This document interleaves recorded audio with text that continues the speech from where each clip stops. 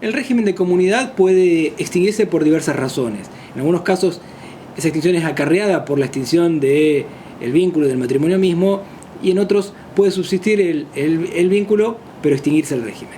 Entonces, la extinción del régimen de comunidad puede darse ante la muerte, comprobada o presunta, de alguno de los cónyuges, en el supuesto relativamente raro de la anulación del matrimonio, o lo que se llama matrimonio putativo, en el divorcio, desde luego, cuando se extinga el vínculo, y en dos casos un poco particulares. Uno es el del cambio del régimen, habiendo un régimen de comunidad y de separación, y lo que da el código, que es la posibilidad de optar en su inicio y luego cambiar con frecuencia anual entre uno y en otro. Si yo me casé con un régimen de comunidad y luego, de común acuerdo con mi esposa, optamos por un régimen de separación, la comunidad se va a extinguir, pero nuestro vínculo va a seguir subsistiendo.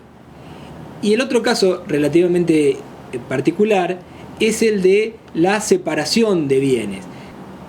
La separación judicial de bienes puede ser solicitada por uno de los cónyuges si la mala administración del otro le acarrea el peligro de perder su eventual derecho sobre los bienes gananciales, si se declara el concurso preventivo o la quiebra del cónyuge, si los cónyuges están separados de hecho sin voluntad de unirse, se puede pedir la separación de bienes independientemente de que por la razón que sea no quieran pedirse el divorcio.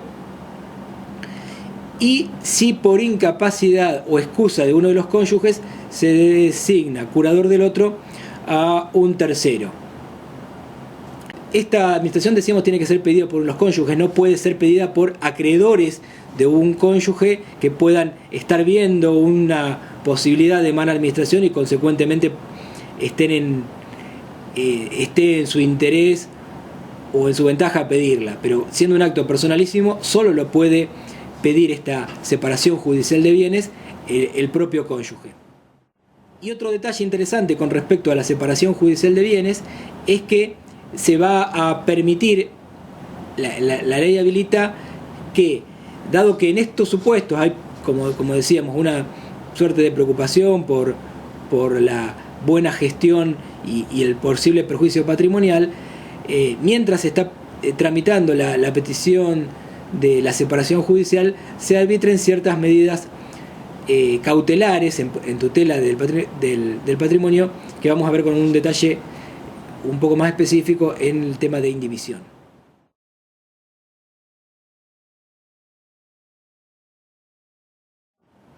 Con la extinción del régimen de comunidad, va a haber un periodo donde yo voy a tener, como decía, este efecto fijado a un momento determinado, pero los bienes en sí todavía no se van a ver liquidado y partido.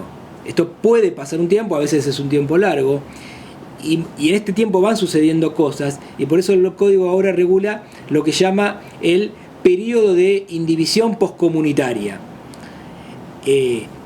Lo hace en primer lugar dando cierto margen a las partes para que establezcan cómo se van a administrar los bienes en ese periodo de indivisión. Incluso esto puede formar parte del contenido cuando se peticiona un divorcio.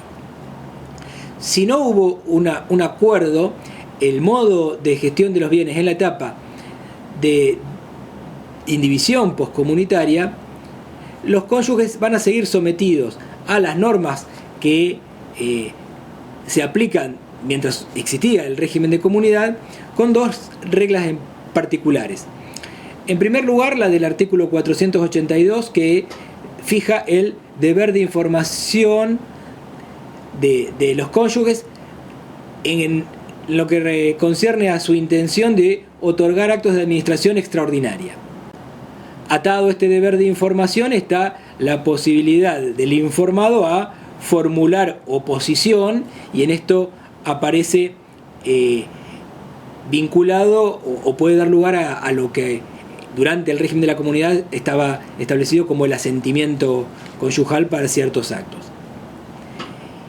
Y la otra particularidad de la gestión de los bienes durante este periodo de indivisión poscomunitaria es el deber de rendir cuentas por parte del titular de un bien que produce frutos y rentas, junto al derecho que tienen los cónyuges a requerir compensación por el uso y goce exclusivo de un bien común. O sea, si yo tengo con mi mujer y se ha producido un divorcio, pero todavía no nos hemos dividido los bienes, pero yo soy el usuario exclusivo de un bien ganancial, le estaré debiendo a mi mujer un crédito correspondiente a lo que sería la compensación por estar aprovechándome yo solo de algo que en verdad es común de los dos.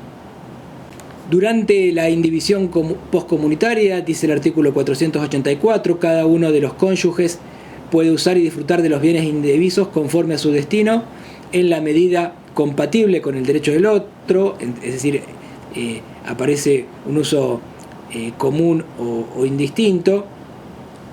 Si llegara a haber el supuesto de conflicto, habrá que recurrir a una decisión judicial al respecto, y el juez deberá ver la forma de compatibilizarlo o otorgarle a algunos un uso exclusivo. Con frutos y deudas, los frutos de los bienes indivisos van a ir pasando o se van a incorporar dentro de esa masa ganancial, pero que está destinada a ser dividida, esta masa indivisa, y las deudas que generan estos bienes también van a darse como un pasivo dentro de esta misma masa. Independientemente de ello, las deudas que cada uno de los cónyuges contraiga por sí van a ser atendidas, o va a ser obligado este cónyuge solo y solo con sus bienes propios. No compromete a la comunidad. Esto, por supuesto, sin perjuicio de la responsabilidad concurrente por los gastos de reparación y conservación de bienes comunes.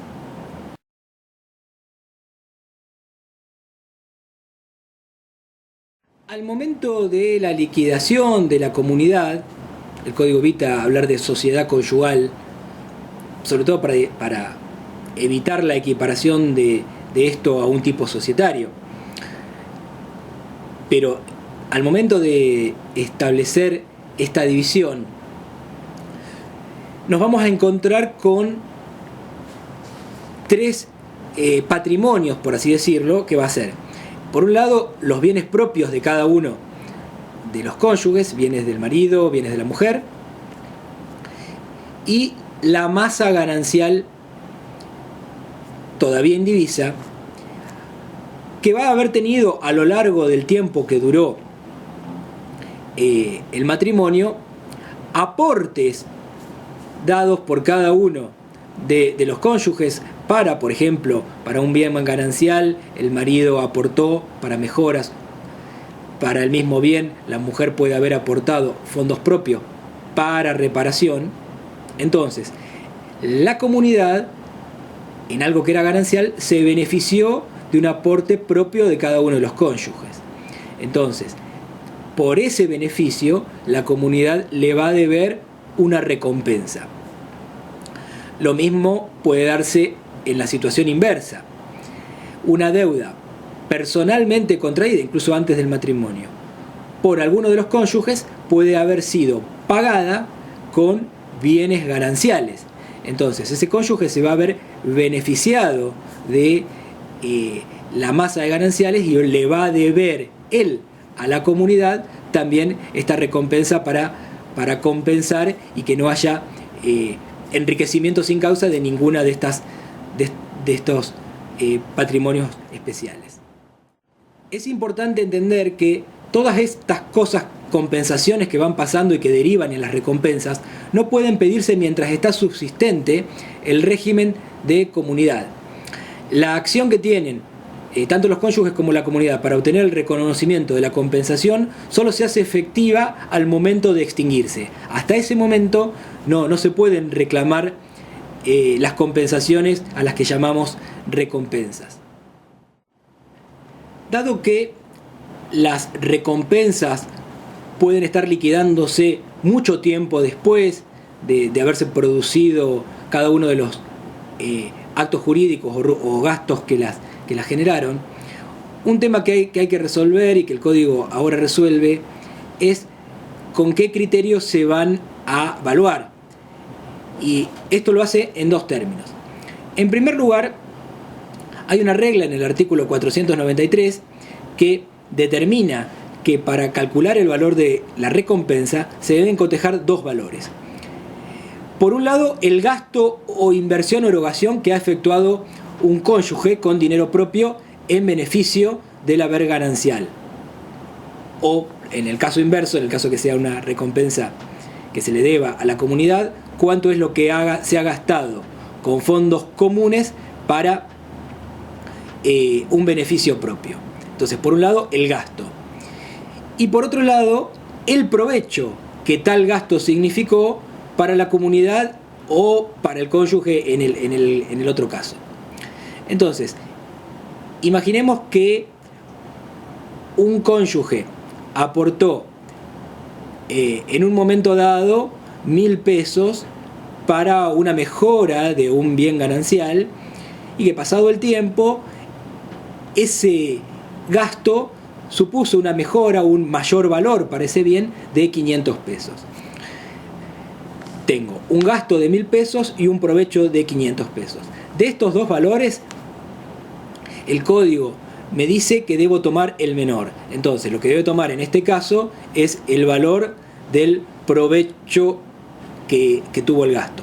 Si el gasto de esta, en el ejemplo que usábamos, si el mayor valor del bien fuera mayor a lo que el cónyuge puso, se va a usar el otro componente, que es lo que él efectivamente aportó, aunque el provecho haya sido mayor. Entonces, de estos dos polos siempre vamos a usar el menor valor para determinar cuál es la recompensa que corresponde.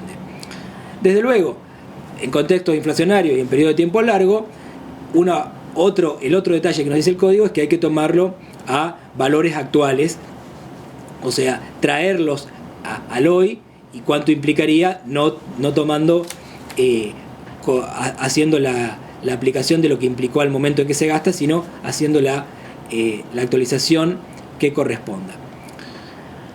En cuanto a los bienes que originan recompensas, el artículo 494 nos dice que deben evaluarse según su estado al día de la disolución del régimen y según su valor al tiempo de la liquidación. Como habíamos implicado antes, la disolución del régimen puede ocurrir antes, pero a partir de ahí hay un periodo de indivisión postcomunitaria, con lo cual la efectiva liquidación se va a dar después. Este funcionamiento de recompensas tal vez se pueda comprender con un ejemplo simplificado en el cual pongamos en juego estos tres elementos de patrimonio de cada uno de los cónyuges y el patrimonio ganancial que vamos a estar liquidando. Vamos a ver un caso simplificado de liquidación. Vamos a trabajar con un caso relativamente prototípico entre marido y mujer. Perfectamente esto podría ser entre cónyuge hombre-hombre o mujer-mujer. Cada uno de ellos va a tener bienes propios. Así va a haber bienes propios del marido y bienes propios de la mujer.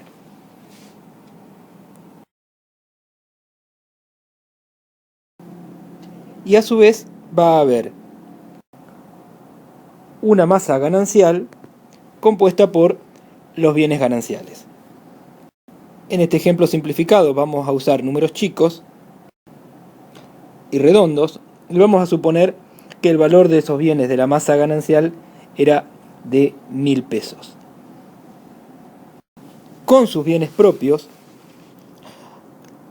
los cónyuges pueden haber hecho gastos que beneficiaron a la comunidad y recíprocamente la comunidad afrontado gastos que beneficiaron a los cónyuges por tratarse de bienes propios. Esto lo voy a tener que calcular en relación a los aportes que haya hecho cada cónyuge a la comunidad y viceversa. Supongamos que la mujer aportó 10 pesos para mejorar un bien de la comunidad, 10 pesos de sus fondos propios, y a su vez que la comunidad aportó 30 pesos para pagar una deuda que era personal de la mujer. En consecuencia, la mujer aportó a la comunidad menos de lo que la comunidad aportó a la mujer. ¿Cuánto menos? 20 pesos menos. Consecuentemente, ella le va a deber recompensa a la comunidad y va a tener un crédito que vamos a anotar como menos 20. Ahora vayamos al caso del marido. Supongamos que él pagó con sus fondos propios una deuda que tenía la comunidad de 30 pesos. Y que de la comunidad salieron fondos, por ejemplo, para reparación de un bien propio del marido, por un valor de 20 pesos. Haciendo el balance, él le va a haber dado a la comunidad más de lo que la comunidad le dio a él. Consecuentemente, le va a quedar una recompensa a su favor de 10 pesos.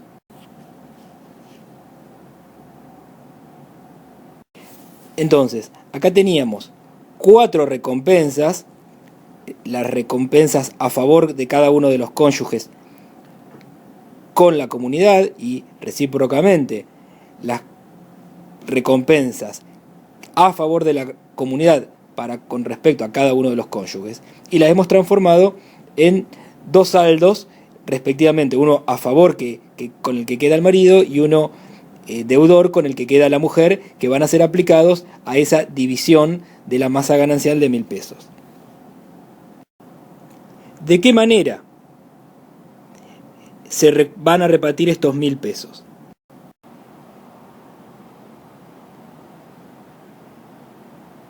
La masa va a sumar esos 1.000 más los 20 que la mujer le debía por recompensa, y va a estar restándole los 10 que la masa le debe como recompensa al marido. Consecuentemente, el saldo para repartir va a ser de 1.010 pesos. El marido va a recibir estos 10 pesos que la comunidad le debía como recompensa, y suponiendo que lo dividan por partes iguales, la mitad de los 1.010 pesos que tiene la comunidad. Esto es 505 pesos, con lo cual, sumando, va a terminar recibiendo 515 pesos. La mujer, por su lado, va a tener la detracción de esos 20 pesos que le quedó debiendo como recompensa a la comunidad, y va a tener ella también la mitad, si no pactan otra cosa, de estos 1.010 pesos que tenían, que había quedado como saldo de la comunidad. O sea, también esos 505 pesos. Haciendo también la cuenta para su caso, va a terminar recibiendo 485 pesos.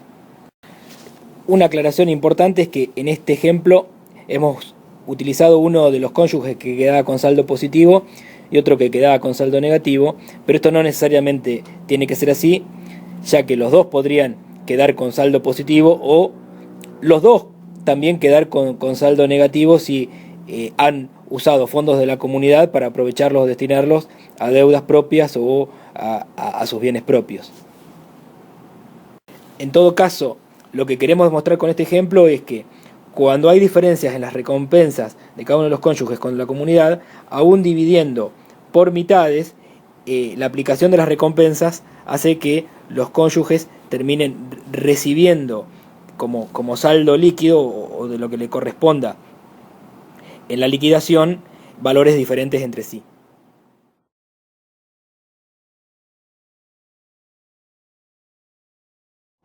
Una vez liquidado, o sea, sabiendo cuánto le correspondería a cada cónyuge, recordamos que en este caso siempre, terminado el régimen matrimonial, se terminó el orden público y cada uno de los cónyuges puede pactar llevarse la mitad, más de la mitad o menos de la mitad, en la medida en que estés de acuerdo. Si no están de acuerdo, sí va a haber que el artículo 498 establece que deben hacerse por partes iguales entre los cónyuges. Como salvedad a este principio de división de la masa partible, aparece la posibilidad de asignación preferencial de ciertos bienes en el artículo 499. Entonces, acá vamos a encontrar dos criterios de asignación de bienes. Y lo que busca el código es captar los casos donde un bien, independientemente de su valor de tasación, tiene una mayor utilidad y provecho para uno de los cónyuges que para el otro. Entonces, si yo soy herrero o albañil y tengo una serie de herramientas de trabajo, voy a pedir la asignación preferencial de esos bienes y la idea de la ley es que me sea otorgada. Dice el artículo 499, uno de los cónyuges puede solicitar la atribución preferencial de los bienes amparados por la propiedad intelectual artística, de los bienes de uso relacionados con su actividad profesional del establecimiento comercial, industrial o agropecuario, por él adquirido o formado, que constituya una unidad económica, y de la vivienda por él ocupada al tiempo de la extinción de la comunidad, aunque excedan de su parte en esta. Entonces, imaginemos que hay dos viviendas de un valor no equivalente y que uno de los cónyuges, extinguida la comunidad, está viviendo en una de ellas y que tiene mayor valor, va a poder pedir la asignación preferencial de esa vivienda y consecuentemente el otro se va a quedar con la otra, pero para preservar la equidad, esta diferencia en las valuaciones de los bienes se resuelve con un derecho de compensación, un crédito que va a tener a su favor aquel que haya recibido el bien de menor valor o los bienes de menor valor. Por eso el artículo 499 nos dice que esta asignación preferencial puede hacerse cuando excedan de su parte con cargo de pagar en dinero la diferencia al otro cónyuge o a sus herederos. A esto se llama la posibilidad de definir hijuelas desiguales compensando a la otra. Bueno, vamos a ver un poco más en derecho sucesorio, pero cuando hablo de hijuelas estoy hablando de cuáles son las partes concretas en que definí y determiné la partición de los bienes de la comunidad. Desde luego, cuando se trata de bienes líquidos, como el dinero, esto es absolutamente sencillo, son operaciones aritméticas de compensación. Cuando se trata de bienes registrables hay que asignarlos y preferiblemente tratar de evitar que tener que recurrir a condominios o a liquidaciones de tipo de subastas o cosas así para llegar al 50 y 50 o a lo que las partes hayan acordado si no hicieron la división por partes iguales. Esta vinculación con el derecho sucesorio es explícita en el código, que nos dice que hay dos formas de hacer la partición. Una es la partición privada, cuando hay un acuerdo, y si no es la judicial, y aquí el código remite a cómo se hacen la partición de los sucesorios en el caso de la transmisión de los derechos por causa de muerte de una persona. Esto lo vemos mucho más adelante en el libro pertinente del código.